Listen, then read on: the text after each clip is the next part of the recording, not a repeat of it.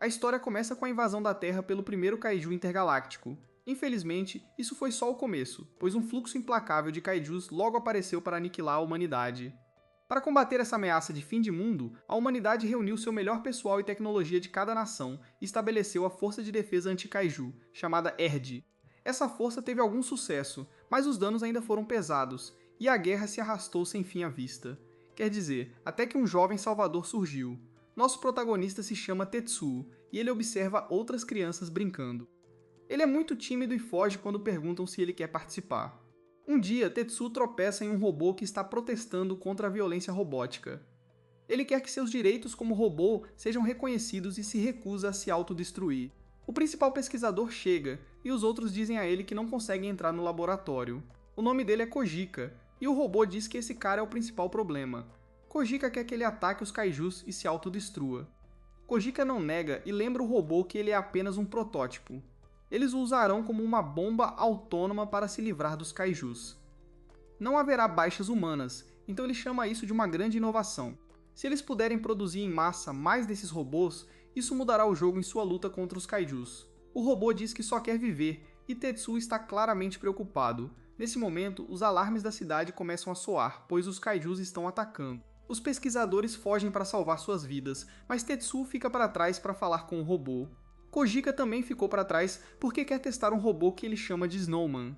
Infelizmente, ele é informado que seu filho embarcou no Snowman e assumiu o controle manual. De volta com Tetsuo, vemos que ele está dentro do robô e lendo o manual de instruções. Snowman está perdendo a cabeça, pois não consegue entender o que está acontecendo. Ele diz a Tetsuo que ele não deveria estar ali porque é muito perigoso. Perto dali, Kojika explica que não há nada com que se preocupar porque ele só adicionou o cockpit para fins de treinamento. O Snowman é impossível de controlar, e Tetsuo teria que ser um gênio para pilotá-lo. Infelizmente para eles, Tatu é um gênio e assume o controle do robô. O Snowman implora para ele parar porque há uma chance de ele explodir. Tatu confiantemente diz a ele para não se preocupar porque ele fará com que ele não precise perder a vida. Os pesquisadores ficam chocados quando Tatu leva o Snowman para o ar. Kojika não consegue entender o que está acontecendo e só agora percebe que Tatu é um gênio. Horas depois, uma reportagem diz que algo de explodir a cabeça acabou de acontecer. Um robô ainda em desenvolvimento derrubou Kaiju sozinho. O que torna isso ainda mais incrível é que o piloto do robô tem apenas 9 anos. Kojika revela ao mundo que era seu filho, e o robô que ele usou também pode explodir. As pessoas nas redes sociais os chamam de salvadores, e todos querem saber se a dupla continuará a participar da batalha. Kojika muda completamente sua postura de antes, pois não quer desperdiçar essa oportunidade. Ele diz que é claro que eles continuarão a lutar, e declara que o Snowman é algum tipo de bomba descartável. Enquanto isso, Tatu está tendo um ataque de pânico absoluto porque todos estão olhando para ele. Com o passar do tempo, Tatu continua a fazer um nome para si mesmo.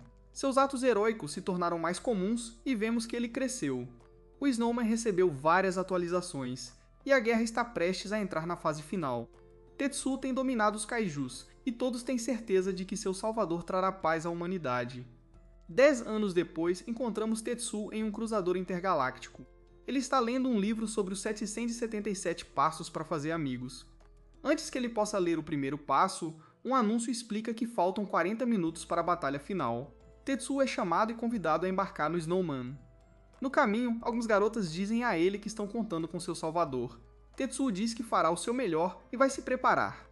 Ele se lança no espaço e diz ao Snowman que agora o chama de Yukio para deixá-lo embarcar. Yukio está muito desapontado porque percebe que Tetsuo mais uma vez fugiu da interação humana. Tetsuo deseja ter permanecido calmo ao falar com as garotas e não acredita que seja um perdedor. Ele ainda não aprendeu a falar com as pessoas porque passou todos os seus anos formativos lutando contra kaijus. Yukio diz a ele para não desistir e continuar tentando fazer amigos. Tetsuo diz que está bem porque tem Yukio, mas Yukio aponta que ele tem dito isso por 10 anos. Tetsuo explica que fazer amigos não é fácil, porque você tem que superar 777 obstáculos primeiro. Isso é de acordo com o livro chamado Como Até um Kaiju Pode Fazer Amigos, então Tetsuo diz que é tarde demais para ele. Nesse momento, a capitã de Tetsuo, Misty, informa nosso herói sobre a situação. A nave deles logo chegará à horda de kaijus.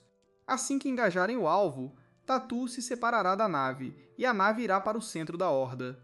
Eles dispararão seu laser infinito que pode desferir dano em um raio de mais de 1000 km. Fazer isso obliterará toda a horda de kaijus.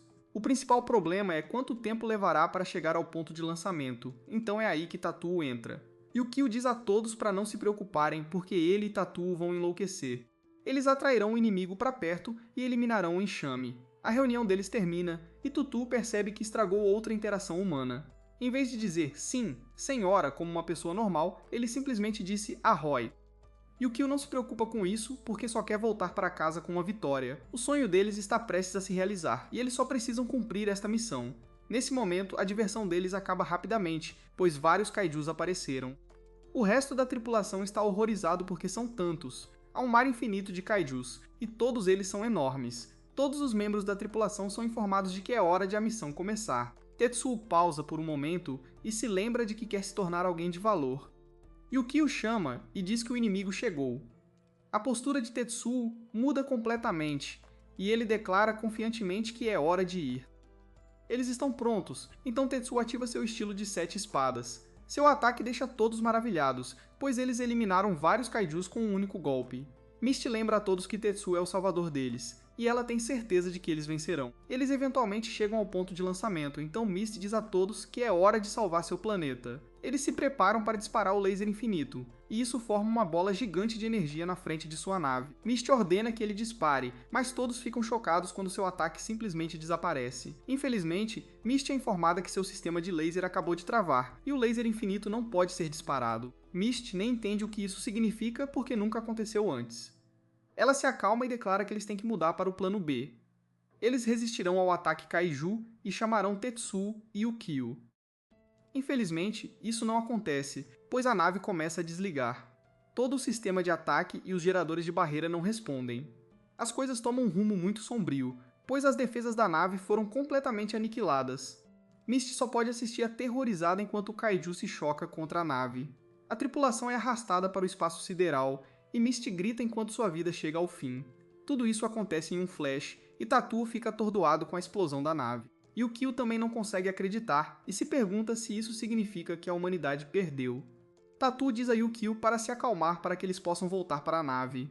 Se houver uma única pessoa viva, eles têm que salvá-la. Yukio ainda está preocupado, mas Tetu declara que a missão ainda não acabou.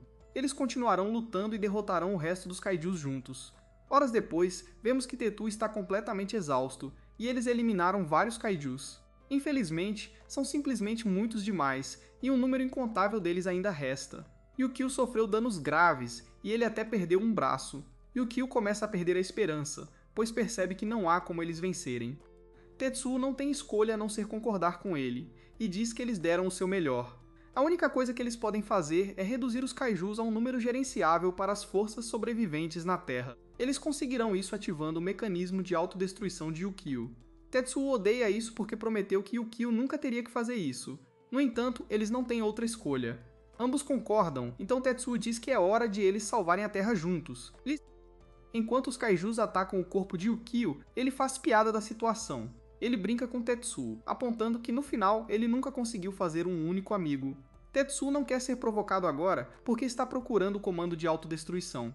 Além disso, ele não se importa com sua vida terminando sem um amigo humano porque ele ainda tem Yukio. Yukio se pergunta se ele realmente não tem arrependimentos e Tatou diz que não tem certeza. Ele pensa em vários momentos de sua vida e como passou a maior parte do tempo lutando contra kaijus. Em algum momento, não o machucou mais ver outras pessoas com amigos. Ele parou de se importar há um tempo, então diz a Yukio que está bem agora. Ele então agradece a Yukio por ficar com um cara como ele o tempo todo. Yukio também é grato porque Tetsuo o viu como mais do que apenas uma bomba simples e lhe deu um nome. Tetsuo percebe que Yukio ficou quieto de repente, e ele fica chocado com o que acontece a seguir. Yukio assume o controle total de si mesmo e explica que se sente culpado por algo. Tetsuo tenta desesperadamente retomar o controle porque sabe o que Yukio está prestes a fazer. Yukio explica que seu crime foi roubar de Tetsuo, forçando-o a passar os últimos 10 anos sem viver uma vida normal. Yukio se culpa por forçar Tetsuo a lutar contra os kaijus com ele e nada mais. Tetsuo diz desesperadamente que está bem em estar com Yukio, e que não escolheria estar com mais ninguém. Ele implora para Yukio devolver os controles, mas é tarde demais. Yukio ativou sua cápsula de escape de emergência para Tetsuo, e uma contagem regressiva começa. Yukio declara que nunca poderia deixar Tetsuo morrer porque Tetsuo foi quem lhe deu vida. A contagem regressiva termina, e Tetsuo é lançado em segurança na cápsula de escape. Ele grita para Yukio, sabendo que não há nada que ele possa fazer. Yukio revela que seu verdadeiro sonho é que Tetsuo volte para a Terra e finalmente tenha uma vida feliz. Ele diz que quer que ele faça muitos amigos, e Tetsuo começa a chorar. Ele diz a Yukio para não se preocupar e promete fazer pelo menos 100 amigos. Yukio diz que está aliviado, e estas se provam ser suas últimas palavras. Sua autodestruição é ativada e aniquila a horda de kaijus. Um tempo depois, a cápsula desativa o sono criogênico, pois Tetsuo chegou ao seu destino. Sua localização atual é a região de Tokai, no Japão. A tela que Tetsuo está olhando revela que ele estava em sono criogênico por 8 anos. Tetsuo fica horrorizado ao descobrir isso porque significa que já se passaram 10 anos desde que ele deixou a Terra. Ele é tecnicamente um adulto, mesmo que não tenha envelhecido, e se pergunta se conseguirá fazer amigos assim. Tetsuo tem um plano, que é se trancar em seu quarto em completo isolamento. Dessa forma, ele pode passar um tempo coletando informações sobre o novo mundo antes de sair para fazer amigos. Tetsuo sai da cápsula e fica chocado quando uma multidão enorme começa a torcer por ele. Eles o chamam de Salvador e todos dizem que querem ser amigos dele. Tetsuo não poderia estar mais feliz, e ele diz a Yukio que cumpriu sua promessa. Isso acaba sendo apenas um devaneio que Tetsuo está tendo, e ele espera que seja assim que as coisas aconteçam. Infelizmente, Tetsuo fica atordoado quando vê como o mundo realmente é. Está completamente congelado quando deveria ser verão agora. A cena é absolutamente horrível, pois vemos que todo o planeta está agora coberto de gelo. Tatou está completamente atordoado ao ver que o mundo está em ruínas. Yukio deu sua vida, mas o mundo ainda acabou congelando. Tetsuo encontra alguma esperança ao se perguntar se é apenas esta cidade que foi afetada. Ele corre para dentro da cápsula, esperando que o Japão e o resto do mundo estejam bem. Ele verifica os registros gravados pela cápsula de escape, e Tetsuo fica horrorizado. O planeta inteiro está coberto de gelo, e ele não consegue entender como isso é possível. Não houve sinais de vida até agora, então ele só pode se perguntar se a civilização também foi aniquilada. O Tetsuo lembra que prometeu ao Yukio fazer amigos, mas isso é impossível se não houver ninguém por perto. Depois de 22 horas de pura bad, o Tetsuo começa a sentir fome. Deve haver algumas rações por aqui nessa cápsula, então o Tetsuo vai procurar. Nesse exato momento, o Tatu ouve a voz do Yukio, mas é só uma gravação. É dos últimos momentos do Yukio, quando ele revelou qual era seu verdadeiro sonho. Em seus últimos momentos, Yukio queria que Tatu voltasse para a Terra e tivesse uma vida normal e feliz. Mais do que tudo, ele queria que Tetsuo fizesse muitos amigos. Tetsuo encontra sua motivação para seguir em frente, então come algumas rações e sai. Ele planeja cumprir sua promessa, então seu objetivo é fazer amigos, não importa o que. Tetsuo diz que a chave para isso está no livro que ele leu centenas de vezes. É o livro chamado Como Até um Kaiju Pode Fazer Amigos, escrito pelo professor Lonliawaki. O primeiro passo de 777 é sair de casa e conhecer pessoas. Tetsuo está pronto para fazer exatamente isso, então ele sai da cápsula. A cápsula servirá de base e ele procurará por sobreviventes. Há neve por toda parte e nenhum sinal de vida. Nesse exato momento, Tetsuo fica chocado ao encontrar um homem estranho. Ele tropeça no cara, só para descobrir que ele não está vivo de jeito nenhum. Enquanto ele dá um descanso ao homem, Tetsuo pensa em quão terríveis são as coisas. Aquele cara morreu congelado, e foi tão ruim que ele se desfez muito facilmente. Tetsuo percebe que o cara tinha um veículo, e ele fica feliz em ver que ele ainda funciona. Ele o usa para viajar, e percebe que também pode controlar uma pá com uma alavanca. É uma escavadeira, e Tetsuo determina que é um veículo perfeito para explorar um mundo coberto de neve. Ele então se depara com um buraco gigante no chão e percebe o quão assustador é. Tetsuo diz que seu objetivo deve ser encontrar um lugar onde os humanos ainda possam estar vivendo, e ele percebe que o melhor lugar seria no subsolo. Ele vai verificar o buraco porque tem certeza de que haverá um monte de gente lá embaixo. O primeiro passo será chamá-los para que eles o deixem entrar. Infelizmente para Tetsuo, sua terrível antissocialidade não o permite fazer isso. Não há como ele gritar para um grupo de pessoas desconhecidas. Enquanto ele pensa em seus fracassos, uma besta gigante aparece atrás dele. Tetsuo corre para salvar sua vida, e ele não consegue acreditar que ainda existem kaijus por aí. Tetsuo se pergunta se deveria parar e lutar, mas ele não tem armas. Sua única esperança é fugir dele, então ele desce correndo pelo buraco. No fundo, Tetsuo fica chocado ao ver a terra que ele conheceu um dia. Esta é a sua casa, mas está completamente congelada. Tetsuo começa a perder a esperança, mas ele se lembra de sua promessa a Yukio. Ele se levanta, mas o kaiju reaparece. Tetsuo declara que este é apenas o começo, então ele não pode perder a vida agora. Ele avança direto contra o kaiju com a escavadeira, e o impede de comê-lo usando a pá. Enquanto ele luta contra a besta, Tatua analisa a situação. O Kaiju quer devorá-lo, e tudo que Tatua tem é essa mini pá. Felizmente, os ataques do Kaiju são lineares, então Tatua ele consegue desviar deles. O único problema é que ele não tem como revidar. O Kaiju ataca novamente, e Tatua só consegue bloqueá-lo. Ele se acalma e se lembra que só precisa fazer o que sempre fez. Ele deve usar tudo o que tem à sua disposição e bolar uma maneira de vencer. O ataque do Kaiju é implacável, e a escavadeira de Tetsuo está sofrendo muitos danos. Tetsuo continua lutando, mas sua pá acaba quebrando. Isso funciona para ele porque ele planeja usar a borda afiada como arma. Nesse exato momento, Tetsuo se lembra de algo que seu pai sempre lhe dizia. Seu pai sempre dizia que o que tornava Tetsuo importante era sua pura capacidade de eliminar kaijus. Tetsuo avança contra a besta e usa o braço quebrado da pá como uma lança. A besta o consome, mas Tetsuo consegue perfurá-la com sua arma improvisada. O kaiju é derrotado, e vemos outras pessoas pela primeira vez. Eles se perguntam o que aconteceu, e não conseguem acreditar que acabaram de tropeçar em um kaiju inteiro. Enquanto eles celebram, Tatua sai da boca do kaiju. Tatua fica chocado ao ver outras pessoas pela primeira vez, e elas ficam igualmente surpresas ao vê-lo. Ele fica feliz por finalmente ter encontrado alguns humanos, mas eles estão aterrorizados porque acham que ele é algum tipo de monstro. Tetsuo fica emocionado ao dizer a Yukio que encontrou alguns sobreviventes. Infelizmente, eles ainda estão aterrorizados com ele, e dizem ao espírito maligno para ir embora. Seu chefe, chamado Eio, diz a ele para se acalmar porque esse cara é obviamente humano. Tetsuo se lembra que está em uma missão, então ele se lembra do próximo passo, fazer amigos. Depois do encontro, Tatua deveria fazer algo sorrindo. Ele não se lembra do que, mas não há tempo a perder. Tatua sorri para eles, mas seu sorriso horrível só piora as coisas. Os outros ficam realmente aterrorizados e chamam Tatua de esquisito. Infelizmente para nosso herói, ele está exausto e acaba desmaiando. Tetsuo então tem um sonho sobre uma época em que Yukio o criticou por ler outro livro de como fazer que não tinha objetividade. Tetsuo o assegurou que este era diferente porque foi escrito por alguém chamado Lonely Awaki. Ele disse que o livro tinha que ser bom porque Lonely era uma pessoa com mais de 1 milhão de amigos. A única preocupação de Tetsuo era que as pessoas não se interessariam por ele quando ele não estivesse com Yukio. Ao acordar, Tetsuo se lembra que o passo 2 do livro é se identificar. Tetsuo percebe que está em uma caverna de gelo e se pergunta para onde aquelas pessoas foram. Nesse exato momento, ele fica chocado ao ver que há muito mais gente agora. Há um monte delas, e elas estão desmontando o kaiju. Tetsuo está determinado a fazer todos eles seus amigos, mas percebe que está amarrado por algum motivo. Tetsuo não está preocupado, pois sabe como se libertar. Ele já desarticulou os braços várias vezes pilotando Yukio, então não é nada demais.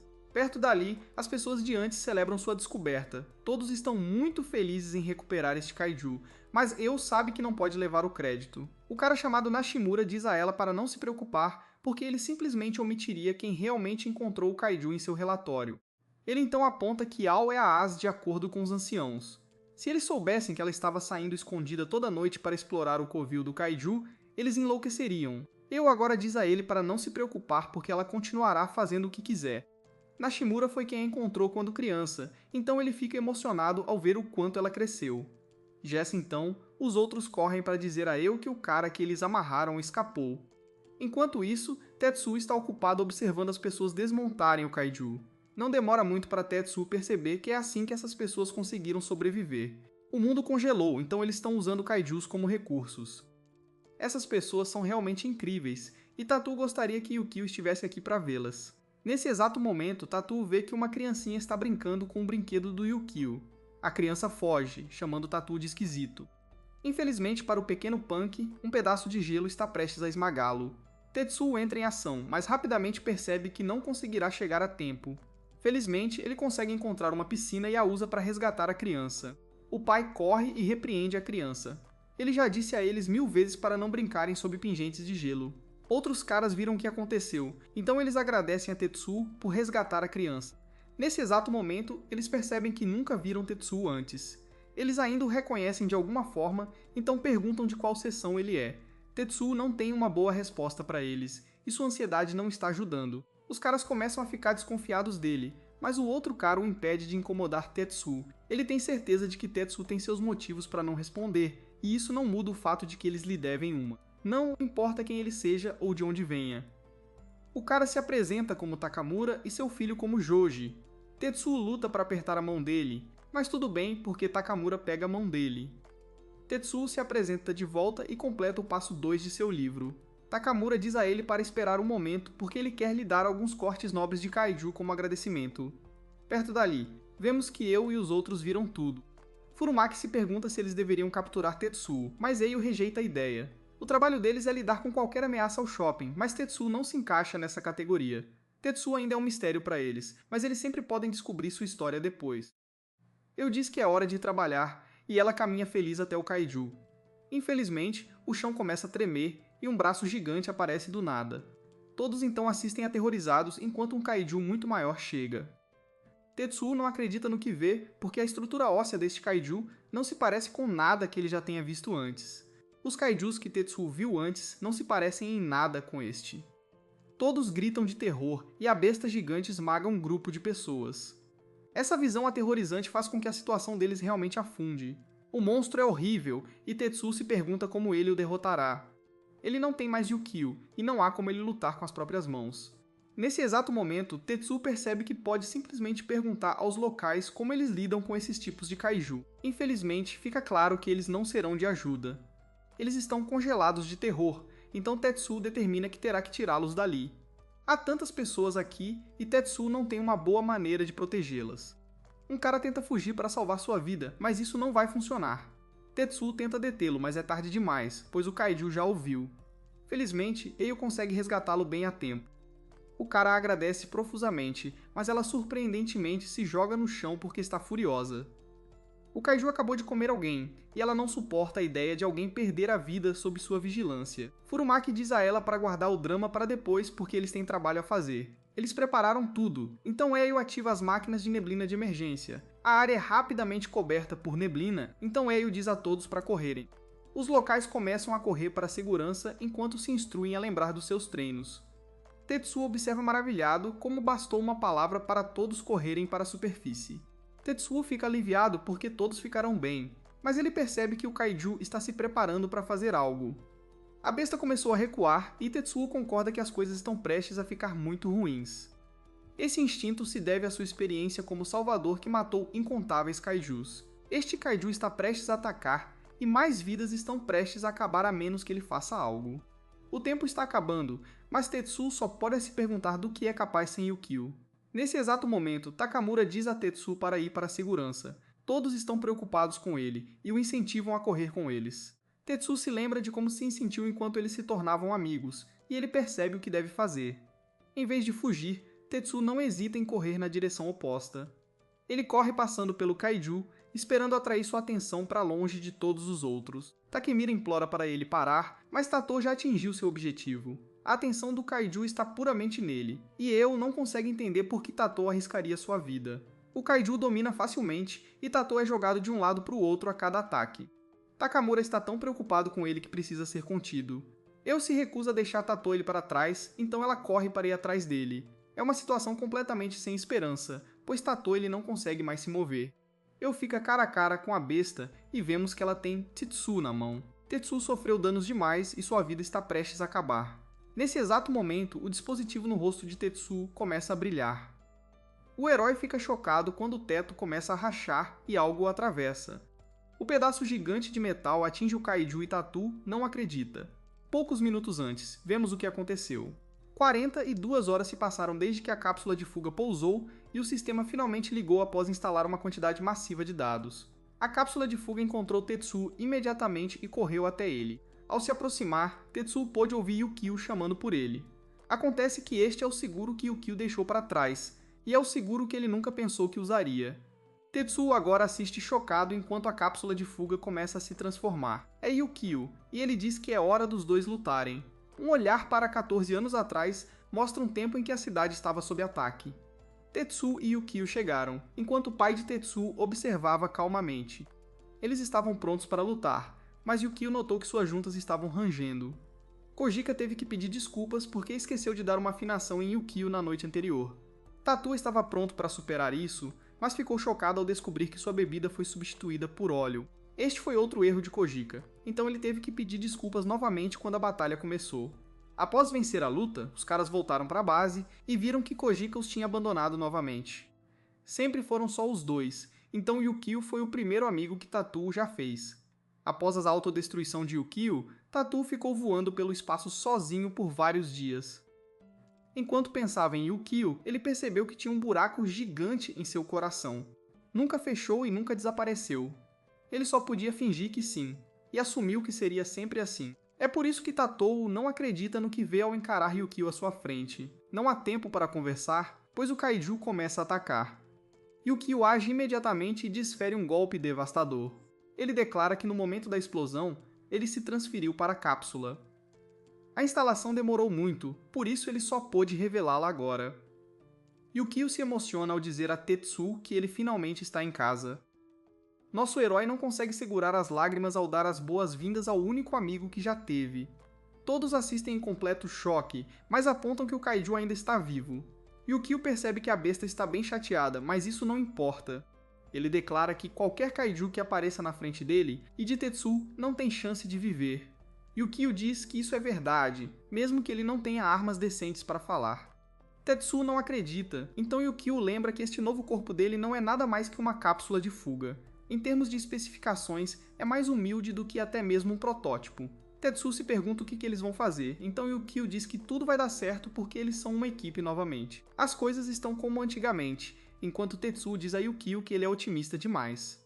Os locais continuam a assistir incrédulos, porque Tetsu parece estar falando com o robô. Eles estão chegando perto demais, então Eio tem que lembrá-los o quão perigoso o Kaiju é. O Kaiju começa a se encolher novamente, e Yukio reconhece muito bem sua postura. A besta está apoiando as patas dianteiras e o pescoço em preparação para atacar sua presa. O Kaiju lança seu corpo gigante contra nossos heróis e causa destruição massiva. Felizmente, eles pularam para fora do caminho e a besta apenas bateu em uma parede. Yukio colocou Tetsu na cápsula e diz que eles não teriam tido chance se aquele ataque os tivesse atingido.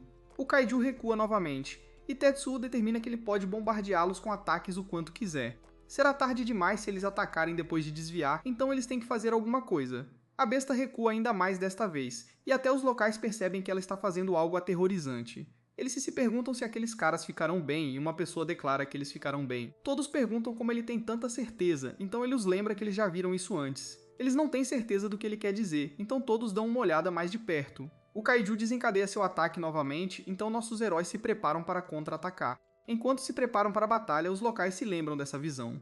A besta voa pelo ar novamente, mas desta vez, nossos heróis atingem no pescoço. Este é o seu ataque de espada de robô, um estilo Diablo, e ele corta completamente a cabeça da besta. Os locais ficam absolutamente chocados, e Eio não poderia estar mais maravilhada.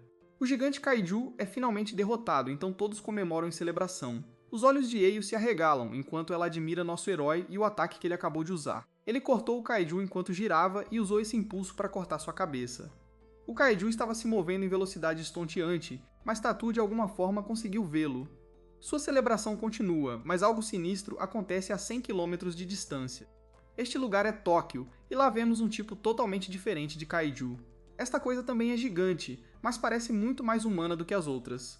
Após derrotar o gigante Kaiju, Tatu e Yukio são escoltados para o shopping onde os sobreviventes vivem. Tatu não acredita que eles estão sendo levados para lá, e ele está apenas feliz por terem conseguido derrotar o Kaiju. Enquanto viajam, Yukio menciona o quão chocante é que o planeta inteiro congelou em apenas 10 anos. Tetsu concorda e diz que ficou absolutamente chocado quando pousou na Terra sozinho. Ele se emociona novamente ao dizer a Yukio o quão feliz ele está por ele ainda estar vivo.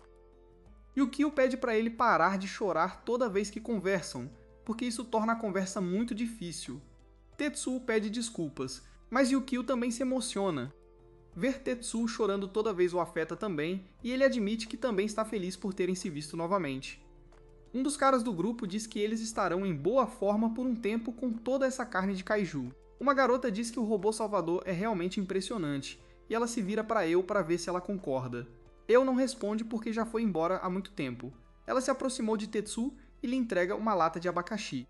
Ela explica que hoje em dia eles guardam esse tipo de coisa para celebrações especiais. Yukio agradece, mas Tetsu esquece como usar as palavras novamente. Yukio se pergunta como Eu chegou lá em cima, e Yukio lembra Tetsu que ele realmente precisa trabalhar em suas habilidades de comunicação. Eu explica que a lata de abacaxi é um item ultra valioso que não pode mais ser feito. Coisas doces são incrivelmente raras neste mundo agora, e abacaxi não é exceção. Ao já sente o cheiro doce vindo da lata, e até ela fica maravilhada. Tetsu olha para a lata e se pergunta se é realmente certo ele ter algo tão precioso. Eio luta entre pedir para ele comer e imediatamente dizer para ele não comer. Ela se corrige rapidamente e o insta a comer agora enquanto ela ainda está no controle. Ela explica que Tetsu e Yukio salvaram todas as suas vidas, e ela quer retribuir com algo igualmente precioso. Ela então agradece sinceramente a ambos por tudo o que fizeram. Tetsu determinou que comê-lo seria a coisa educada a fazer, então ele ataca. Eu diz para ele ir em frente, e Tetsu começa a comer o abacaxi. Ele é completamente dominado por quão delicioso é, mas Eio surta depois de apenas uma mordida. Tetsu se pergunta se ele fez algo errado, mas Eio explica que não é isso. É apenas doloroso para ela ver a quantidade absoluta de abacaxis neste mundo diminuir. Depois que eles terminam a lata, Tetsu agradece a Eu pela refeição. Eu diz a ele que ela não veio apenas para lhe dar o abacaxi. Ela também queria se apresentar e oferecer algumas informações. Ela se apresenta formalmente como Eunagi, e mais uma vez agradece a Tetsu por salvá-los. Tetsu se apresenta nervosamente de volta e diz que é um prazer conhecê-la. Internamente, Tetsu está animado porque ele se identificou novamente. Como parte de sua apresentação, Eio diz que sua comida favorita é pudim de feijão vermelho caro. Yukio não acredita que ela ficou louca pelo abacaxi, e nem era sua comida favorita. Eio diz a ele que há algo mais que ela quer compartilhar com ele, e ela diz que gostaria de contar a ele o que aconteceu 10 anos atrás. Tetsu hesita por um momento, mas diz a ela que adoraria ouvir sobre isso. 10 anos atrás, no Japão, um estranho kaiju apareceu do mar. Ver kaiju não era nada especial porque as pessoas estavam acostumadas, mas havia algo diferente nele. Este era completamente diferente de qualquer coisa que alguém já tinha visto antes, e havia 3 coisas que o tornavam verdadeiramente anormal. Para começar, ele claramente assumiu uma forma humana. Em segundo lugar, ele apareceu não do espaço sideral como os outros, mas do mar. Além disso, ele foi acompanhado por uma estranha esfera branca flutuante. Os soldados não tinham ideia do que era, mas decidiram eliminá-lo. Enquanto se preparavam para a luta, os soldados reclamavam do calor dentro de seus mechs. Isso mudou rapidamente, no entanto, pois a temperatura dentro dos robôs começou a cair rapidamente. A água começou a congelar e as esferas se multiplicaram antes que o kaiju as enviasse. Em pouco tempo, essas esferas brancas apareceram em todo o globo. Eles continuaram seu ataque e continuaram a se multiplicar enquanto se espalhavam por todo o mundo. Sempre que entravam em contato com algo, as esferas congelavam tudo na área. Um vento feroz de zero absoluto varreu e extinguiu inúmeras vidas humanas com facilidade. Desde aquele dia, o planeta nunca mais se aqueceu, e tudo começou há apenas uma década. Tetsu e Yukio ficam horrorizados ao ouvir isso, e se perguntam como tudo isso aconteceu logo depois que eles saíram. Eles não conseguem acreditar que tudo isso foi feito por apenas um kaiju, e se perguntam quão poderoso ele é. Eles querem saber onde estava a força de defesa anti-kaiju, e Eu confirma que ela sabe quem eles são. Yukio diz que eles são todos profissionais quando se trata de batalhas anti-kaiju, então eles não poderiam ter ficado parados e não feito nada. Eu explica que foi simplesmente muito repentino, e o dano catastrófico inicial sustentado no primeiro congelamento. Aqueles que sobreviveram fizeram o seu melhor para proteger as pessoas, mas não demorou muito para que mais kaijus começassem a chover do espaço sideral novamente. Eu não acho que eles foram completamente aniquilados, pois há todo tipo de rumores. Um deles é que existe um shopping especificamente para sobreviventes de Erdei, mas aparentemente há uma luta pelo poder acontecendo lá.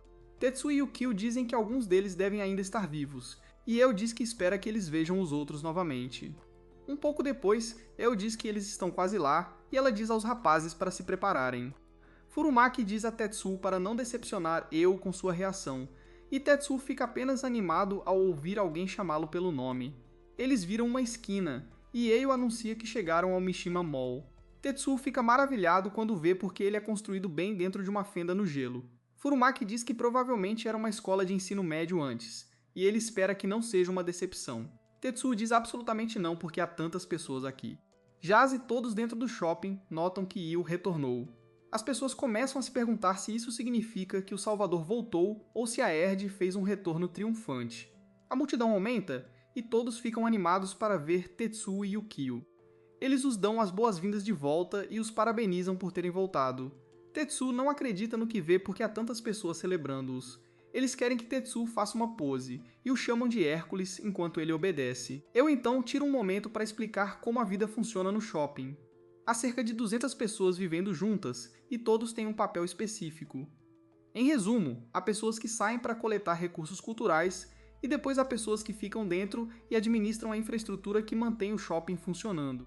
Há um departamento de materiais, um departamento de vida diária, uma equipe de desmontagem, um departamento de escavação, um departamento de armazém e um departamento de tecnologia. Tetsuo fica profundamente impressionado, e ele acha que todos aqui são simplesmente incríveis. Ele pergunta a Eio de qual departamento ela é chefe, e ela responde que é o departamento de contabilidade. Tetsuo fica pego de surpresa com essa resposta porque ela estava lutando antes. Furumaki pode dizer que ele provavelmente está se perguntando por que Eio estava na toca do kaiju em primeiro lugar.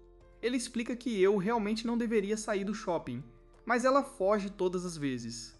Ao ver que algumas pessoas estão esperando por eles com raiva, ela diz que é hora de eles irem ser gritados novamente.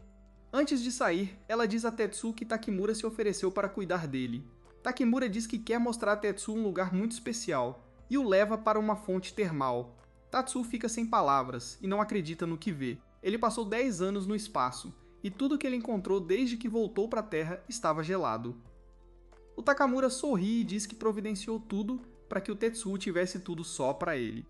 Ele rapidamente acrescenta que ele e o filho também vão se juntar a ele. Enquanto a água morna relaxa, Tetsuo nota algo estranho. Ele se pergunta por que o shopping está quente, já que quando ele desceu do Yukio, o shopping era o único lugar sem neve por perto. Takamura percebe que Tetsuo está pensativo e diz para ele focar na água por enquanto. Takamura então revela que um kaiju está enterrado debaixo desse shopping. Tetsuo fica chocado, mas Takamura garante que é totalmente seguro. Ele diz para ele escutar com atenção, porque ele vai contar a história do domador de kaiju que salvou a todos. 11 meses depois do grande congelamento, os sobreviventes estavam em situação desesperadora. Eles se mudavam de um lugar para outro procurando abrigo, mas os kaijus tinham tomado conta de tudo.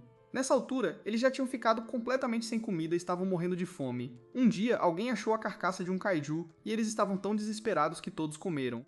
Isso acabou tirando metade das suas vidas porque a maioria dos corpos das pessoas rejeitou completamente a carne de uma criatura extraterrestre. Os sortudos cujos corpos não rejeitaram sobreviveram. Os que escolheram não comer logo congelaram até a morte. Foi uma situação horrível, mas os sobreviventes tinham que continuar em frente. Durante um desses momentos desesperados, Eio estava lutando para acompanhar o grupo. Ela mal tinha energia e precisou ser carregada. Um dos homens sugeriu que a deixassem para trás porque ela estava atrasando todo mundo. O professor da Eio se recusou a ouvir e exigiu saber como alguém podia dizer algo assim. O homem apontou que Eio estava doente desde que comeu a carne do kaiju, e era só questão de tempo até ela acelerar o sangue e morrer como os outros. Nesse exato momento, um kaiju apareceu e todo mundo começou a correr.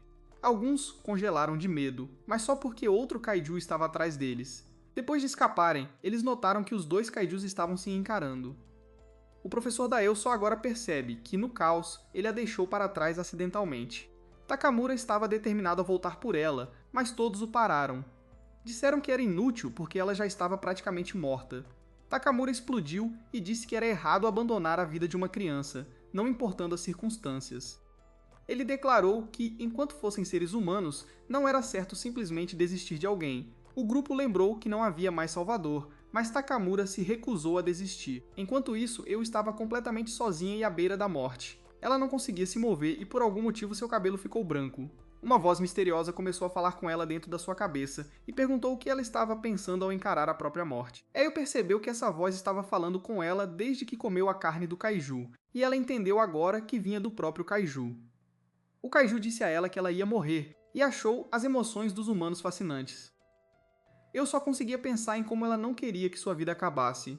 Havia tanta coisa que ela ainda não tinha experimentado, como se apaixonar e competir nas Olimpíadas. Ela queria comer panquecas quentes porque não queria que sua última refeição fosse carne de kaiju. Eu tinha medo de dor e de perder a vida, então ela gritou. A voz realmente gostou de ouvir isso porque eram as emoções que ele imaginava. Ele disse a ela que esperava que ela sentisse medo, desespero, arrependimento e, acima de tudo, ódio pelos humanos que a abandonaram. Eu levou um momento para pensar em tudo e então disse calmamente que não estava sentindo ódio algum. Ela disse ao kaiju que, na verdade, estava sentindo uma quantidade tremenda de amor pelas pessoas ao seu redor. O kaiju ficou completamente perplexo com isso e disse que era incompreensível. Eio continuou explicando exatamente quem essas pessoas eram para ela. Ela descreveu como o senhor e a senhora Takamura sempre compartilhavam comida com as crianças, mesmo quando não tinham o suficiente para si mesmos. Ela falou sobre seu professor, que é um completo medroso, mas que sempre cuidou das crianças, não importava o que. É simplesmente quem todos eles são, e El disse ao Kaiju que ama cada um deles. El usou sua última força para se levantar e declarou que queria protegê-los. Ela se lembrou de alguém dizendo que eles não tinham mais um salvador, então ela disse que ainda tinham ela. O Kaiju rugiu na cara dela, mas Eio não se moveu nem um pouco. Ela declarou que o rasgaria em pedaços por dentro e anunciou que os humanos venceriam. O Kaiju atacou, mas o outro Kaiju o parou. O Kaiju na cabeça dela disse que tudo o que ela estava dizendo era incompreensível. Ele achou tudo incrivelmente interessante e não conseguia entender como uma criança humana tão pequena podia falar sobre proteger todo mundo encarando a morte. O Kaiju que a protegeu ganhou algum tipo de novo poder, e até eu ficou chocada quando ela também foi coberta por chamas. Todos que assistiam estavam incrédulos ao perceber que eu de alguma forma se conectou ao Kaiju. Os dois estavam em sincronia, então todos se perguntaram se ela era algum tipo de domadora de Kaiju. Nada disso jamais tinha acontecido antes, então eles começaram a chamá-la de salvadora deles. O Kaiju disse a Eio que estava interessado em seus pensamentos e emoções. Em troca de mais desse conhecimento, ele usaria seu recém-adquirido poder para protegê-los a todos. Enquanto ela continuasse mostrando a ele essas emoções, ele prometeu manter a Terra aquecida. Voltando ao presente, Tatou mostrou o Kaiju debaixo do shopping, e ele não acredita no que vê. Em outro lugar, um coronel observa um misterioso Kaiju muito de perto. O Kaiju senta casualmente no topo de um prédio, e o coronel está visivelmente chateado. Seu subordinado chamado Itoji chega e diz que está ali para pegar o coronel. Itoichi diz a ele que é uma noite fria e avisa que se chegarem mais perto do Kaiju, nem mesmo roupas de frio ajudarão muito. O coronel já sabe disso, e é por isso que ele diz que eles vão precisar de uma fonte de calor. Itoichi já pode dizer que ele está falando sobre o Kaiju flamejante que está guardado no Mishima Mall. Itoichi se pergunta o que aconteceu com o Kaiju variante humanoide, então o coronel explica que ele não se moveu 1 centímetro. Ninguém consegue dizer o que ele está buscando, mas o coronel deixa claro que se livrar dele é um dever absoluto se eles forem salvar o mundo. Nesse exato momento, o Kaiju Terra Divertido olha para eles, e o coronel percebe que ele os pegou. Infelizmente, é tarde demais, pois o prédio em que eles estão começa a desabar. Um gigantesco Kaiju de 3 cabeças aparece, e eles determinam que o Kaiju humanoide tem até seus próprios seguranças. O coronel diz a Itoichi que eles não têm escolha a não ser lutar. Itoichi lembra a todos que eles são a força de defesa anti-Kaiju, e eles são a luz de Erd. Ele fica cara a cara com o Kaiju e declara que é hora de mostrar ao mundo o que Verde pode fazer. De volta com Tetsuo, ele está maravilhado ao ver que realmente há um Kaiju sob o Mishima Mall. Ele não pode deixar de notar que parece um pássaro gigante e está coberto de chamas. Eu explica que quando ele se conectou com ela e adquiriu o pensamento, ele já estava nessa forma de pássaro. No entanto, quando ele chegou à Terra pela primeira vez, ele provavelmente era um Kaiju normal. Ela então se dirige a ele diretamente e o chama pelo nome, que é Terra dos Homens. Terra dos Homens diz a ela para parar de tagarelar porque ele está tirando uma soneca. Takamura então diz a Tetsuo que eles tiveram sorte de encontrar Eio depois do banho dele. Sem ela aqui, eles não teriam ideia do que o Kaiju estava dizendo. Nesse exato momento, o Kaiju solta sua respiração, e ela empurra um pedaço de pano para o ar. O pano queima imediatamente, o que significa que o ar ao redor deles está incrivelmente quente. Eu explica que a única área com temperatura controlada é bem ao redor dela, então todos precisam ficar perto. Não muito perto, porém, porque ela também é capaz de controlar chamas, assim como o Kaiju. Eu aponta que a única maneira da espécie humana se adaptar ao frio amargo é se aproximar do Kaiju. Eu não quero que ninguém se preocupe, porque ela promete protegê-los a todos. Os caras estão realmente impressionados, mas eu disse para esquecer tudo isso, porque esse Kaiju é um esquisitão de verdade. Ele não consegue se mover porque exige quase toda a sua força para nos mover, ele quer algo em troca. Ela se pergunta se Tetsuo consegue adivinhar o que é, e ela revela que ele quer livros. Terra dos Homens quer um livro por dia, e eu é quem lê para ele. O Kaiju, na verdade, se nomeou a partir de um dos livros que ele gostou e escolheu o nome Terra dos Homens. Eu o chamo de Pássaro Esquisito, e o Kaiju diz a ela para calar a boca. Depois, Takemura leva Tetsuo de volta para o quarto, que será sua nova casa. Tetsuo fica maravilhado e Takamura explica que é uma antiga sala de aula com 10 divisórias. Felizmente, Takamura diz que os quartos são dados para aqueles com famílias, o que significa que Tetsuo agora é oficialmente um membro da família Takamura. Takamura apresenta os outros membros, que são ele e seu filho, Joji. Ele então diz que sua filha deveria estar aqui também, mas ela não parece estar por perto. O nome dela é Hagane, e assim que Takamura diz o nome dela, Tetsuo abre uma cortina. Atrás da cortina está Hagane, que está se vestindo. Hagane grita que vai apagar a memória dele depois do que ele viu, mas é tarde demais, pois Tetsuo já desmaiou. Hagane explica que Tetsuo a viu sem roupas, mas Yukio diz que não há nada com que se preocupar. Yukio explica que os reflexos de Salvador de Tetsuo permitiram que ele cortasse a informação visual antes mesmo de chegar à sua mente. Tetsuo acorda, e Hagane o cumprimenta. Tetsuo se apresenta como se nada tivesse acontecido. Hagane determina que ele deve ter perdido a memória. Ela diz a ele que o pai dela já voltou para o trabalho, e ele deixou Tetsuo aos seus cuidados. Ela entrega a Tetsuo uma carta de Takemura, e Tetsuo fica absolutamente emocionado porque é sua primeira carta. De acordo com o livro dele, trocar cartas é um dos 77 passos para fazer amigos. A carta de Takamura diz a Tetsuo que ele voltará naquela noite e pede para ele tentar se dar bem com Hagane. Hagane pensa para si mesma em silêncio, e ela determina que, como Tatsuo está sob seus cuidados, isso significa que ela pode usar o Salvador como quiser. Takamura também diz na carta que quer que Tatsuo cuide de Hagane.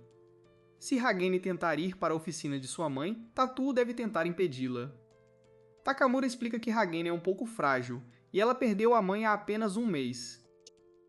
Antes que Tatsuo possa sequer processar isso, Hagane diz a ele para vir junto porque ela quer levá-lo a algum lugar. Tatsuo imediatamente teme que ela queira ir para a oficina, mas não é isso. Hagane revela que vai levá-lo para um tour pelas atrações do shopping. Claro, ela o leva imediatamente para a oficina de sua mãe e declara que é o melhor lugar em todo o shopping. Ela explica que sua mãe era uma figura importante no departamento de tecnologia, então ela tinha sua própria oficina de pesquisa e desenvolvimento. Hagane a tem usado em segredo desde então, e ela fala sobre sua mãe com orgulho óbvio. Tetsuo pergunta se a mãe dela era uma pessoa incrível, e Hagane pausa por um momento antes de simplesmente dizer sim. Hagane tem uma memória de sua mãe ficando impressionada com as coisas que Hagane construía. Hagane estava sempre construindo coisas e recebendo elogios de sua mãe, e tudo aconteceu nesta oficina. Sua mãe sempre lhe dava um tapinha na cabeça sempre que ela fazia um bom trabalho. Hagane diz a Tetsuo que ela na verdade queria pedir algo a ele. Ela quer a opinião dele como salvador sobre se o que ela está construindo atualmente é eficaz ou útil. Hagane mostra a ele, e Tetsuo fica incrédulo. Enquanto isso, o coronel e Etoichi discutem o que acabou de acontecer durante o encontro com o guarda-costas Kaiju. Etoichi diz que eles mal escaparam, mas o coronel diz que era muito cedo para se envolver totalmente de qualquer maneira. Eles conseguiram o que precisavam, que era um olho de Kaiju, e também ganharam algumas percepções valiosas. Para se aproximar da variante humanoide, eles precisarão incorporar o Kaiju flamejante do Mishima Mall, afinal. Nesse exato momento, Itoichi se lembra de ter recebido um relatório intrigante de alguém chamado Artemis. O relatório diz que Tetsuo, o Salvador, acabou de retornar do espaço sideral. O coronel fica chocado porque não havia sinais de Erd ou de nenhum dos membros da tripulação, e Snowman também não foi avistado. O Atoichi foi avisado que Tatsuo chegou ao Mishima Mall com outro robô. O coronel não esperava por isso, e chama Tatsuo de velho camarada. Acontece que Tatsuo não pôde ser eliminado, nem mesmo na beira do espaço sideral. O coronel pensa no que fazer a respeito, mas logo decide que não farão nada por enquanto. Ele diz que ter as massas ignorantes todas em um só lugar, na verdade, joga a favor deles. Quanto ao Kaiju em chamas e a nova máquina de Tatsuo, eles vão levar ambos. O coronel declara que Vierd pereceu uma vez, depois ressuscitou das cinzas. Eles são os que manterão a luz de sua salvação acesa. Ele anuncia que nada impedirá Vierd de salvar o mundo. Naquela noite, Takamaru volta para casa e é recebido por Hagane e Tetsuo. Ambos estão exaustos, então ele pergunta por quê. Tetsuo diz que eles estavam tendo uma discussão, mas Hagane o interrompe antes que ele possa entregar o ouro. Ela simplesmente diz que passou o dia mostrando a Tetsuo o shopping inteiro. Takamura segue em frente e diz que é hora de começar a fazer o jantar. Eles usam uma pedra aquecida pelo pássaro Kaiju. Antes de comerem, Takamura explica que pode ser muito arriscado, então Tatsuo não deve comer carne de Kaiju. Todos apreciam a deliciosa refeição e têm uma boa conversa. Depois vão para a cama, mas Tatsuo não consegue dormir. Acontece que comer em companhia e dormir no chão juntos são mais 2 passos do livro dele. Ele acabou de limpar mais 2 e agradece ao professor Lonliawaki. Ele então pensa em como o dia inteiro foi divertido. Ele sempre vai se lembrar deste dia e espera que Yukio também. Enquanto dormem, Hagane tem um pesadelo terrível ao se lembrar de como sua mãe foi consumida por um Kaiju. Perto dali, vemos que Artemis é na verdade um Kaiju. Ele está se deliciando com algo saboroso e diz que quer devorar humanos. A subordinada do coronel, Rico, consegue se comunicar com Artemis, e ela manda ele calar a boca. Ela tenta lembrá-lo de seu trabalho, mas Artemis manda ela calar a boca. Tudo o que ele se importa é comer, e ele diz que quer mais. Riko está furiosa porque Artemis está ignorando sua ordem e não saindo de Mishima. Etoichi não se surpreende, pois não é a primeira vez que Artemis se comporta assim. O coronel os interrompe para lembrá-los que Artemis é muito especial. Artemis pode falar telepaticamente à distância na língua humana. O coronel diz que é na verdade uma vantagem para eles que Artemis esteja no Mishima Mall. Esse kaiju é uma verdadeira estrela, então ele quer ouvir o que o relatório dele disse. Riko explica que Tetsuo está de fato no Mishima Mall com o domador de kaiju em chamas. O coronel sabe tudo sobre aquele lugar e sobre como há 200 pessoas morando lá.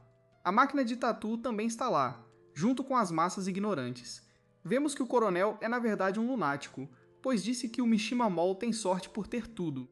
Riko mostra o quão maus eles são, pois quer confirmar que o objetivo deles é exterminar cada pessoa ali. Ela aponta que a prioridade máxima deles é roubar o kaiju em chamas, então ela se pergunta se realmente há necessidade de exterminar todo mundo. O coronel diz que ela está errada porque eles primeiro os usarão como reféns e depois os eliminarão.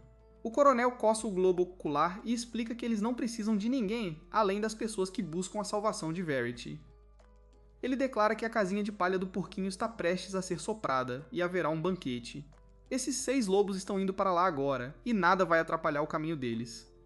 Uma semana após a chegada de Tetsuo ao Mishima Mall, vemos que ele agora está trabalhando com Hagane na oficina de sua mãe. Eles acabaram de completar algo, e Hagane se emociona. Ela explica que sua mente tem estado tão tranquila ultimamente. Ela admite que não tem dormido bem desde que começou a usar pólvora. Ela tem certeza de que Tetsuo não se incomodou com isso, pois ele está acostumado com perigo e pólvora. Tetsuo só pode se perguntar por que ela começou a construir algo assim em primeiro lugar. Hagane não responde e, em vez disso, pede a Tetsuo para fazer algo um pouco incomum. Ela pede que ele se agache na frente dela e explica que é uma espécie de ritual. Alguém sempre fez isso com ela, então agora ela gostaria de fazer no lugar da pessoa. Hagane coloca a mão na cabeça dele e lhe dá um tapinha gentil. Ela diz bom trabalho e depois de alguns momentos ela começa a se sentir estranha. Ela rapidamente encerra e agradece a ele por sua cooperação. Tatoili desmaia imediatamente de novo, e Hagane pensa em como aquilo foi estranho. Ela sempre era que recebia o tapinha, então não sabia como seria do outro jeito. Hagane se lembra de sua mãe elogiando-a, e olha para o que acabaram de construir. Naquela noite a família Takamura senta-se para jantar juntos. Hagane pensa em como já se passaram 45 dias desde que sua mãe faleceu. Por alguma razão, não parece estranho que Tetsuo esteja sentado no lugar de sua mãe. Parece até que houve um tempo em que eles eram 5 na família. Infelizmente, esses pensamentos agradáveis levam a outros mais sombrios. Ela imagina o quão aterrorizada sua mãe deve ter estado em seus últimos momentos. Ela também pensa no som de sua mãe sendo devorada por um kaiju e diz que ainda consegue ouvir isso agora. Mais tarde naquela noite, Tetsuo acorda para ir ao banheiro e encontra uma carta em cima dele. Esta é de Hagenei, que o agradece por ajudá-la. Ela revela na carta que a vida de sua mãe foi tirada por um kaiju que a devorou. Tetsuo fica chocado ao saber disso e vemos que Hagenei saiu sozinha. Está congelando e ela tem a sensação de que está fazendo algo incrivelmente estúpido. Ela está sozinha porque tem certeza de que qualquer pessoa que ela contasse tentaria impedi-la.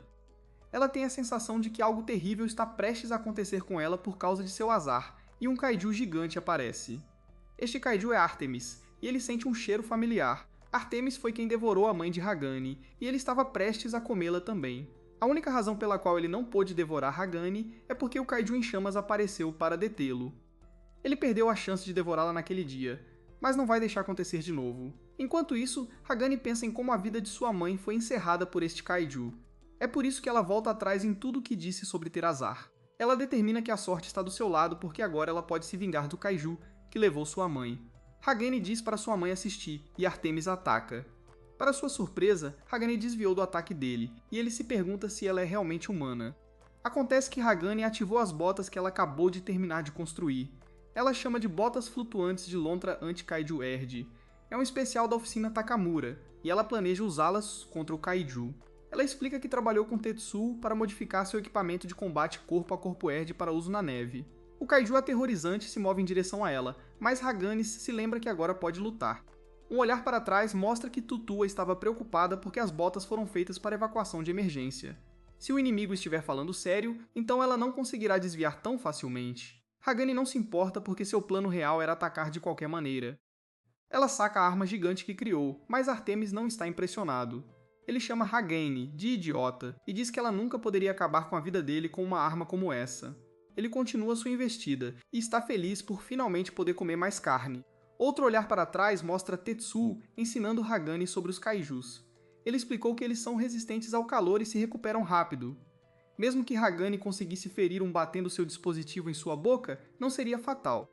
Hagane surpreendeu Tetsuo, pois disse que isso estava bom para ela. O kaiju não precisaria morrer porque não era isso que ela estava mirando. De volta ao presente, Hagane dispara sua arma e pensa em sua mãe. Ela diz para ela assistir mais uma vez porque, se funcionar, ela gostaria de ser elogiada novamente. A arma de Hagane explode na boca do kaiju, e ele sente uma dor intensa. Tanto sua boca quanto sua garganta agora estão cobertas de lâminas, e a dor é excruciante. Hagane explica que o projétil explode em estágios enquanto avança. Ao mesmo tempo, uma tonelada de espinhos farpados é liberada, cravando-se profundamente na boca e garganta do kaiju. Agora, até a menor vibração das cordas vocais do kaiju desencadeará dor intensa. O kaiju grita de agonia, e isso só causa ainda mais dor. Hagane está incrivelmente satisfeita ao declarar que este kaiju nunca mais poderá comer. Este foi o objetivo dela o tempo todo, e finalmente está completo. Hagane desmorona e diz que sente falta de sua mãe. Ela sabe o que vem a seguir, e soluça ao pensar em sua mãe. O kaiju se aproxima para acabar com a vida dela, mas Tetsuo aparece do nada para salvá-la. Ele corta o braço dele, e ele está apenas feliz que ele e Yukio chegaram a tempo. Yukio diz ao kaiju para sair de sua vista, ou eles terminarão o serviço. Artemis não perde tempo e foge para salvar a vida. Tetsuo corre para o lado de Hagane, mas tropeça e cai em cima dela. Os dois começam a entrar em pânico, mas Tetsuo rapidamente se recompõe. Ele diz a Hagane que ela fez um bom trabalho, e ela começa a soluçar incontrolavelmente. Nesse momento, Yukio percebe que uma névoa está se aproximando e percebe algo terrível. Ele urgentemente diz a Tetsuo para entrar. Ele não tem certeza do que é, mas tem um pressentimento muito ruim. 5 km de distância, vemos que o coronel está se aproximando rapidamente. Ele sabe que Artemis foi derrotado, mas diz que não será um problema. Ele anuncia que estão em uma boa posição e vemos que eles têm vários monstros com eles. Um de seus subordinados diz ao kaiju chamado Eros para atirar, e ele lança algo. De volta ao shopping, vemos que todos estão aproveitando suas vidas felizes. Eio escapou da punição novamente, e Furumaki só pode se perguntar como ela continua fazendo isso. Infelizmente, vemos que Yukio foi atingido por um ataque, e ele explode. Em seguida, voltamos a 19 anos atrás, em 2025, quando o Kaiju Intergaláctico invadiu a Terra pela primeira vez. A Terra foi formada para lutar, e um homem chamado Sagami decidiu se alistar. Imediatamente, fica claro que Sagami é excepcionalmente talentoso. Ele se sai muito bem em seu teste de tiro, e o instrutor diz que poucas pessoas conseguiriam uma taxa de sucesso de 70% a essa distância. Seus colegas soldados ficam impressionados com suas habilidades, e um deles diz que ter um cara como ele por perto faz com que todos os outros pareçam ruins. Graças aos seus dons naturais e diligência implacável, não demorou muito para Sagami se tornar uma força a ser reconhecida nas fileiras iniciais. Ele se distinguiu em combate, e sua ascensão na organização continuou em um ritmo constante. Uma noite, Sagami disse aos outros soldados que eles tinham que acabar com um kaiju nesta área, não importa o que. Eles não podem deixá-lo entrar nesta cidade porque será um pesadelo. O kaiju entra em um frenesi absoluto, e vários dos soldados fogem para salvar suas vidas. Sagami fica para trás, e ele elimina o kaiju com um tiro único com um canhão enorme. Os sobreviventes todos o aplaudem e chamam Sagami de seu salvador. Eles cantam Salvador repetidamente, e Sagami absorve tudo. Sagami continua com sua diligência incomparável, e ele vence muitas batalhas sozinho. Ele se destaca entre todos os outros soldados, e sua ascensão nas fileiras só continua. Seus camaradas até começaram a dizer a ele que ele realmente realizaria algo que ninguém jamais poderia ter imaginado. Eles disseram que ele seria o salvador da humanidade, e Togami começou a gostar muito de como isso soava. Então um dia, a notícia chegou sobre um menino de 9 anos chamado Tetsuo, que pilotava um robô. Tetsuo era um completo desconhecido, mas ele derrotou um kaiju sozinho. As pessoas nas redes sociais começaram a chamar Tetsuo de Salvador, e ficou claro que Sugami não gostou disso. Mais tarde, um soldado ficou furioso ao ouvir que Erd estava retirando suas tropas em resposta a isso. Ele não conseguia entender como alguém poderia acreditar que Tetsuo poderia salvar o mundo inteiro sozinho. Sagami disse a ele que a alta cúpula simplesmente decidiu que os robôs eram superiores e que os resultados falavam por si. Não havia nada que eles pudessem fazer a respeito, então eles deveriam apenas focar no que podiam controlar. Sem outra opção, Sagami foi buscar respostas sobre os robôs. Ele testou um simulador para ver a eficácia real dos robôs em batalhas contra kaiju, e não ficou impressionado. Relatou que não era tão responsivo quanto esperava e questionou se os robôs eram realmente eficazes. Enquanto isso, Tatu continuava a dar o que falar. Ele derrotava Kaiju após Kaiju, sempre minimizando os danos. Tatu era muito tímido, mas as pessoas que ele salvava nunca deixavam de demonstrar gratidão. As pessoas o chamavam de seu verdadeiro salvador, e o mundo o adorava. O normalmente impassível Togami não gostou nada disso e chamou Tetsuo de espinho em seu lado. Ele não teve escolha a não ser assistir à ascensão de Tetsuo com crescente amargura. Um dia, um alarme soou ao serem avistados 3 Kaiju intergalácticos ao mesmo tempo, mas estavam a caminho, então Sagami e os outros soldados foram para a batalha. Sua unidade foi completamente sobrecarregada, então Sagami ordenou a retirada de seus homens. Enquanto todos fugiam, Sagami atacou o Kaiju como um monstro absoluto. Ele o encheu de balas e enfrentou a fera sem medo. O Kaiju estava pronto para tirar sua vida e Sagami declarou que ele era o salvador do mundo. Ele estava preparado para que tirasse sua vida, mas Tetsuo apareceu do nada para derrotar o Kaiju. Claro, Tetsuo estava furioso, pois passou a odiar Tetsuo e até apontou sua arma para ele. Infelizmente para ele, estava sem munição e não pôde fazer nada além de assistir com raiva. A partir daquele dia, ser promovido foi a única coisa na mente de Togami, e ele o fez a um ritmo sem precedentes. Assim que teve o posto e o poder, ele colocou seu plano de longo prazo em movimento. Ele se apresentou à liderança inicial e declarou que era imprudente e até tolo colocar todo o destino da humanidade nas mãos de Tetsuo. Ele argumentou que não precisava haver apenas um salvador. Com crianças verdadeiramente talentosas e ele mesmo como capitão instrutor, eles poderiam superar Tetsuo inteiramente. Ele prometeu que essa era uma maneira real de salvar o mundo, e a multidão o aplaudiu. Em 2030, a visão de Sugami se tornou realidade. Para produzir a próxima geração de salvadores a seguir os passos de Tutu, uma equipe composta por crianças foi formada sob a bandeira ERD. Sagami disse a essas crianças que elas deveriam substituir Tetsuo para salvar o mundo e serem conhecidas pelo público como salvadores. Esse grupo eventualmente ficou conhecido como VRD. Então veio 2034 e o Grande Congelamento. Em 2035, a batalha final travada por Tutu e Urd terminou em fracasso, e o nome Viard desapareceu da memória. O grande plano de Sagami parecia ter desmoronado completamente. No entanto, ele e aquelas crianças sobreviveram às condições brutais e saíram do outro lado ainda mais fortes. Após mais tempo passar, chegou a Sagami a notícia de que Tetsuo havia retornado do espaço sideral. Ele murmurou para si mesmo que Tetsuo era realmente um incômodo que simplesmente não podia ser eliminado, mesmo na borda do universo. Ele declarou que Vieri levaria tanto o Kaiju flamejante do Mishima Mall quanto a nova máquina de Tetsuo. Para ele, não havia necessidade de salvadores, exceto Vieri. De volta ao presente, Yukio diz a Tetsuo para entrar porque ele tem um mau pressentimento. O subordinado de Tetsuo dispara a arma de seu Kaiju, e o ataque envia projéteis direto para Yukio. O ataque acerta, e Yukio sofre danos devastadores. Tetsuo fica horrorizado e corre para o lado de Yukio. Sagami e seu grupo comemoram enquanto um deles diz que o golpe o acertou completamente. Sagami então declara que a sorte está completamente do lado deles agora. Com Tetsuo afastado do shopping e Yukio agora destruído, o Mishima Mall perdeu sua arma mais potente.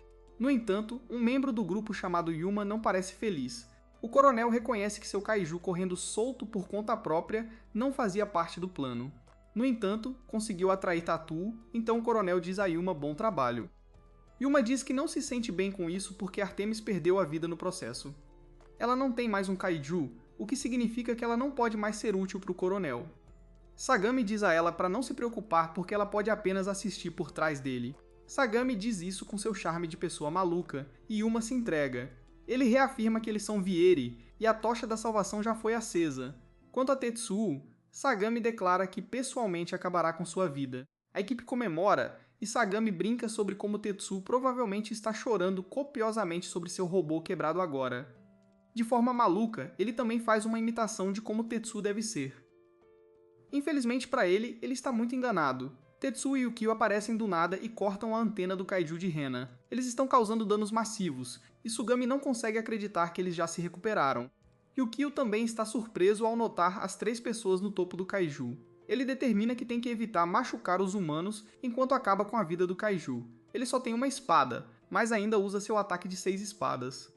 O coronel percebe o que está acontecendo e diz a Otoichi para enviar os outros membros do Verde para seus próprios Kaiju. Tetsuo desfere um ataque imenso, mas fica chocado quando ele erra. Um dos Kaijus usou sua habilidade, e toda a equipe Reed desapareceu em um instante. Tetsuo fica sem palavras porque isso deveria ser impossível.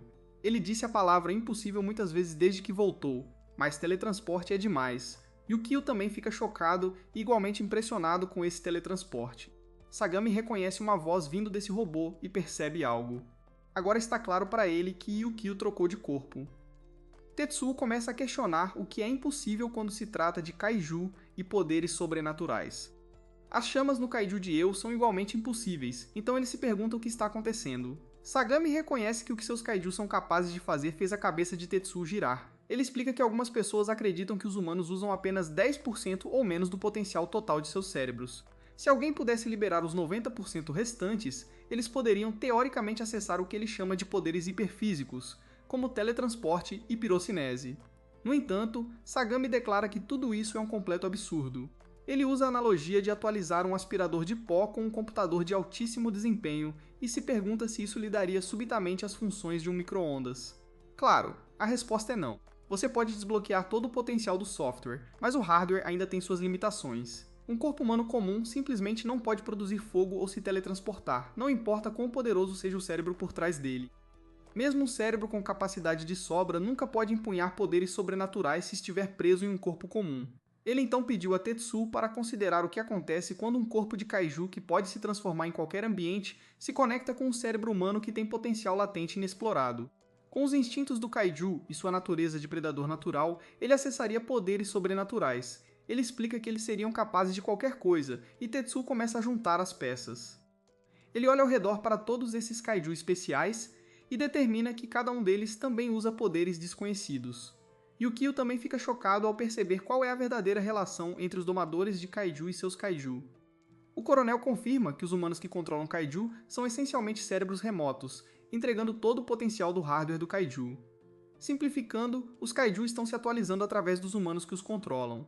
Tetsuo fica abalado com tudo isso, e nossos heróis percebem que estão cercados. Hagane exige saber quem são essas pessoas e por que estão fazendo isso com outros humanos. Seu coronel não responde, e seus subordinados simplesmente riem. Hagane então percebe que não importa quem eles são agora. O que importa é que suas vidas estão em perigo e que Yukio já perdeu metade de seu corpo. Eles estão enfrentando 5 kaiju e 5 humanos, que são todos domadores de kaiju como eu. Eles estão em uma desvantagem terrível, e a situação é quase demais para processar. De volta ao shopping, Eu se diverte girando em uma cadeira, e seus amigos dizem a ela para ficar séria. Nesse exato momento, Eu nota algo estranho ao olhar para o céu noturno. De volta com nosso herói, Sugami fala consigo mesmo. Ele diz a si mesmo que sua veracidade não perderá, especialmente não para Tetsuo. Ele jura acabar com a vida de Tetsuo com as próprias mãos e decide mudar seu plano. Em vez de ir para Mishima primeiro, eles colocarão todos os esforços para eliminar Tetsuo agora mesmo. Hagane se pergunta o que eles vão fazer, e ela vê que Tatu ficou completamente em silêncio. Esta situação parece desesperadora, mas Tatu ainda faz a única coisa que sabe. Ele assume a posição e se prepara para a batalha. O menor movimento da mão de Tetsuo ao assumir o controle de Yukio causa arrepios na espinha de Sagami. Ele diz a Itoichi para enviar algo para cada um dos outros domadores de kaiju porque este é um código laranja. Itoichi fica chocado porque isso nunca acontece, mas Sagami diz a ele para apenas fazer isso. Itoichi usa a habilidade de seu kaiju e envia cartões laranja para os outros membros Veridae. Um deles fica surpreso porque sente que pode eliminar o robô sozinho.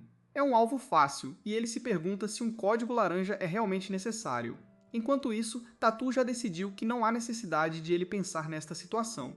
Os domadores de kaiju então dizem a seus kaiju para avançar. Tatu se prepara para a batalha de sua vida, mas fica surpreso quando o inimigo simplesmente passa correndo por ele. Eles estão colocando sua missão acima de tudo e recuando. Assim, toda a equipe Vieri desaparece, exceto um.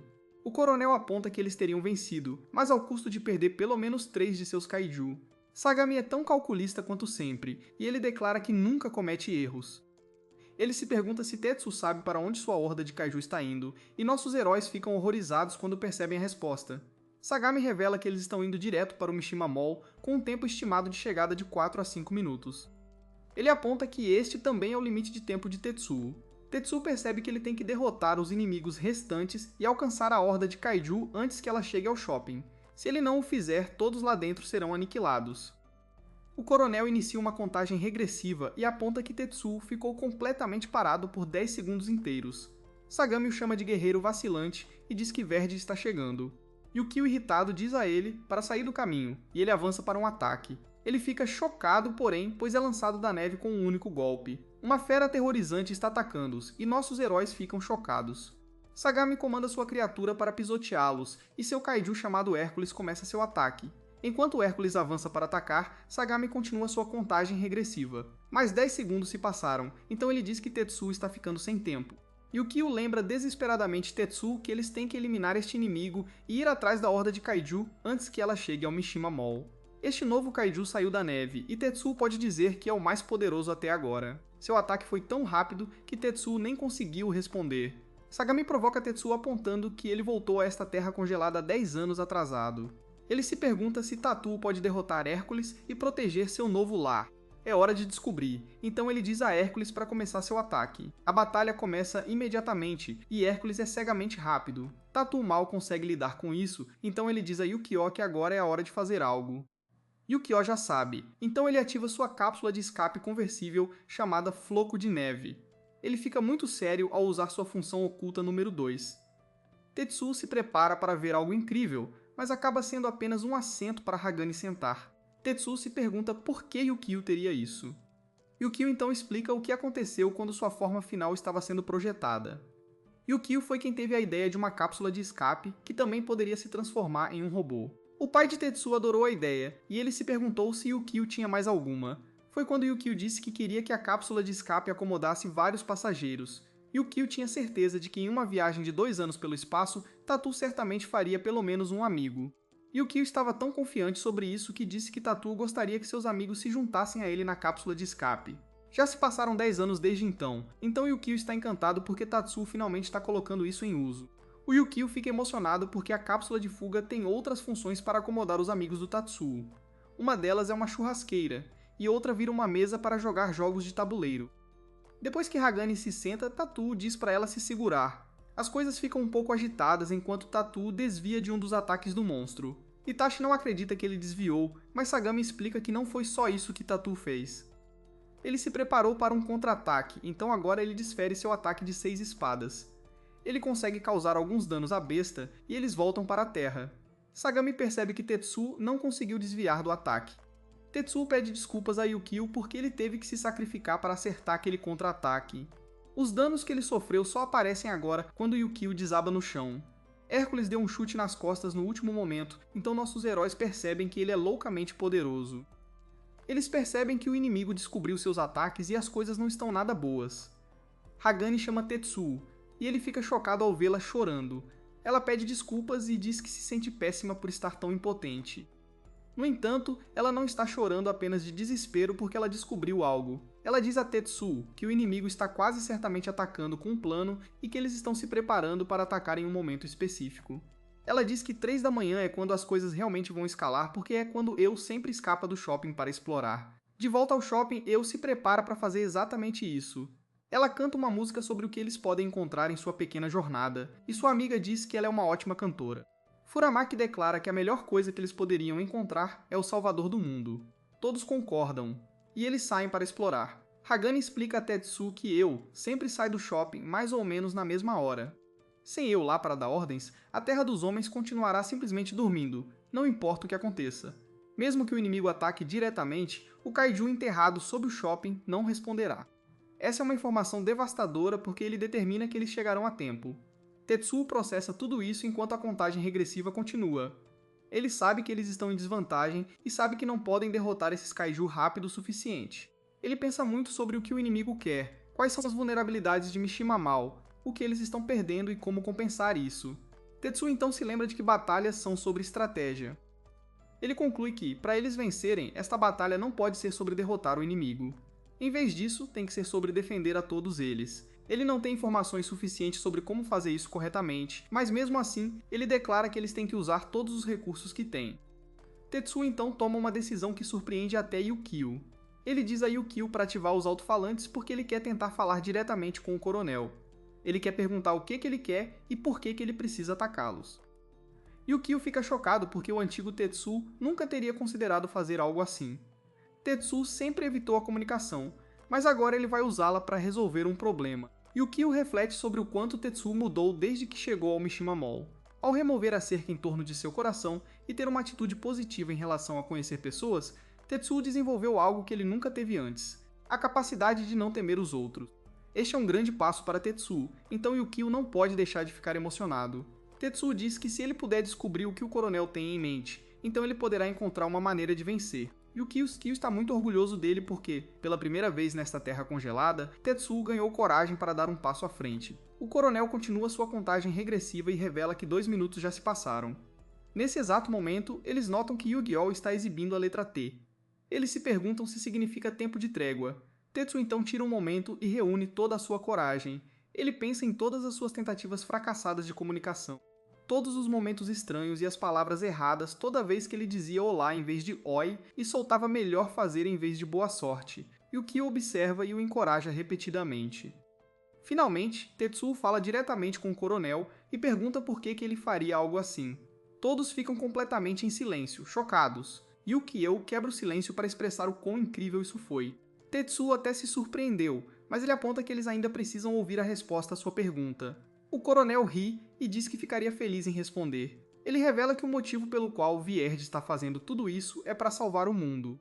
Ele explica que a variante humanoide que causou o grande congelamento ainda está em Tóquio, e Vieraday pretende ser quem a derrubará.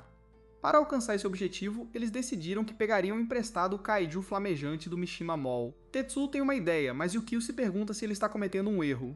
Esta é a primeira vez que ele se comunica, e os riscos são muito altos. Tetsuo sugere imediatamente que, se esse é o objetivo deles, então eles poderiam colaborar em vez disso. Todos ficam surpresos quando o coronel parece realmente considerar isso por um momento. Enquanto ele pensa sobre isso, Yukio se pergunta se ele fez algo errado. As coisas podem dar errado porque ele acabou de permitir que Tetsuo se comunicasse com o inimigo. O coronel mais uma vez escolheu seu lado louco ao perder o controle de suas emoções. Ele diz que é completamente injusto que Tetsuo continue roubando os holofotes quando ele é tão inadequado. Ele diz que não passa um dia sem que ele ore pelo fracasso de Tetsuo. Ele declara que Tetsuo está sempre em seu caminho e que ele quer que sua vida acabe. A comunicação deles termina e Tetsuo fica em choque. Ele senta no escuro e pensa por que ele construiu aquela cerca em torno de seu coração em primeiro lugar. O coronel estala os dedos novamente, então Hércules continua seu ataque.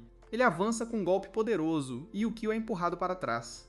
Hércules pressiona seu ataque implacavelmente, e nossos heróis lutam apenas para sobreviver. O tanque de partículas de Yukio é atingido, e a situação se torna verdadeiramente desesperadora. Tetsuo chama Yukio, mas Hércules já está preparando seu próximo ataque. Tetsuo fica horrorizado quando Hércules corta outro pedaço de Yukio. Yukio mal consegue falar enquanto diz ao seu herói para não chorar, e ele desaba no chão. Ele mal consegue se mover, mas o coronel ainda não terminou. Ele diz a Hércules para continuar na ofensiva e nunca parar. Ele quer que Hércules acabe com a vida de Tetsuo, então a besta começa a pisoteá-lo. Tetsuo está desmoronando, pois percebe que falhou. As forças inimigas chegarão ao shopping, e a vida de todos acabará. A mente de Tetsuo se espirala ainda mais enquanto ele continua pensando em sua comunicação fracassada com o coronel. Ele rapidamente para seu modo de pensar e diz a si mesmo para voar para longe. Seu único objetivo agora é chegar ao Mishima Mall o mais rápido possível. Eles precisam ir na velocidade máxima, então Yukio ativa seu intensificador. Eles disparam o mais rápido que podem, e Yukio pensa em como eles precisam voar para onde os ataques de Hércules não podem alcançá-los. Infelizmente, Hércules os alcança, e nossos heróis não conseguem acreditar. Essa besta reagiu incrivelmente rápido e partiu no exato momento em que eles o fizeram. Ele viu o plano deles e o contra-atacou sem hesitação. Tetsuo questiona se eles vão perder de novo, e ele se pergunta se ele realmente não pode derrotar esse kaiju. Seu pai sempre lhe disse que ele era importante porque tinha a habilidade de matar kaiju. Era tudo o que ele tinha a oferecer, mas agora ele nem consegue fazer isso. Sagami grita para ele morrer mais uma vez, e Hércules prepara seu ataque final. Yukio grita de frustração porque ele não pode fazer nada agora, então ele trava seus controles. Yukio assume o controle de si mesmo apenas o suficiente para desferir um contra-ataque. Sagami fica chocada, e Tetsuo não consegue acreditar que eles realmente acertaram o ataque. Yukio usa outra manobra que o faz ser atingido, mas ele consegue escapar. Eles escapam por enquanto, e Yukio pede desculpas a Tetsuo por assumir o controle. Ele devolve o controle a ele, e Tetsuo é o próximo a pedir desculpas. Ele está devastado porque Yukio está todo machucado, e ele expressa sua vergonha. Ele diz que um cara como ele não tinha o direito de se empolgar e tentar se comunicar. Ele pensou por um momento que tinha crescido, e que talvez ele pudesse dar um jeito de alguma forma. Ele se chama de idiota e diz que estava errado. Tetsuo percebe agora que ele sempre foi o mesmo e não mudou nada.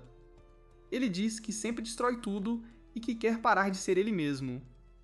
Ele determina que seu erro foi tentar fazer mais do que ele é capaz. Yukio se sente péssimo porque ele estava realmente orgulhoso de quanto Tetsuo cresceu. Ele tenta desesperadamente encontrar as palavras certas para alcançar Tetsuo, mas ele luta. Yukio se culpa porque este corpo não tem as especificações que eles precisam para vencer contra Hércules. Eles precisam chegar à vila rápido, mas ele nem consegue gerar uma velocidade decente. Ele diz que nada disso é culpa de Tetsuo porque este corpo não consegue refletir nem 10% das habilidades de Tetsuo. Yukio continua procurando as palavras certas, mas não as encontra. Ele quer garantir a Tetsuo que as coisas vão ficar bem porque eles estão juntos, mas há um problema com isso. Yukio percebeu que foi sua própria existência que levou Tetsuo à solidão. Ele implora para que as palavras certas saiam, mas nada acontece. Os caras estão caindo no desespero, mas eles ficam chocados quando Hagane segura a mão de Tetsuo. Ela está fazendo o seu melhor para se manter calma, mas seu rosto está coberto de lágrimas. Eventualmente, ela desmorona e diz que ser atacada foi aterrorizante. A ideia de sua vida acabar e perder tudo foi demais para ela suportar. Ela se sente péssima por Tetsuo porque ela não tinha ideia de que pensamentos tão assustadores estavam sempre em sua mente. Tetsuo está lutando contra Kaiju há quase toda a sua vida, e ela se sente péssima por ele. Tetsuo está completamente sem palavras porque lutar contra Kaiju tem sido normal para ele por tanto tempo. No entanto, a mão trêmula de Hagane o lembra que suas tentativas de vencer contra o Kaiju não foram em vão. Ele é tocado pela simpatia de Hagane, e os dois choram juntos. Yukio se move para dar as mãos a eles, mas ele retira a mão. Em vez disso, ele declara que vai ir ainda mais rápido agora, e eles disparam. Ele declara que eles absolutamente têm que chegar ao shopping antes do Kaiju. Nesse exato momento, Yukio capta uma transmissão inesperada. Depois de tudo o que aconteceu, receber qualquer tipo de sinal é chocante. A civilização deveria ter sido aniquilada. Após um pequeno atraso, Yukio recebe uma mensagem codificada do mesmo remetente desconhecido. Ele a decifra e a lê em voz alta. A mensagem diz para ficar longe porque os Kaiju já chegaram. Tetsuo e Yukio ficam chocados, e eles só podem se perguntar quem diabos enviou essa mensagem. Obrigado por assistir meu resumo, certifique-se de curtir o vídeo.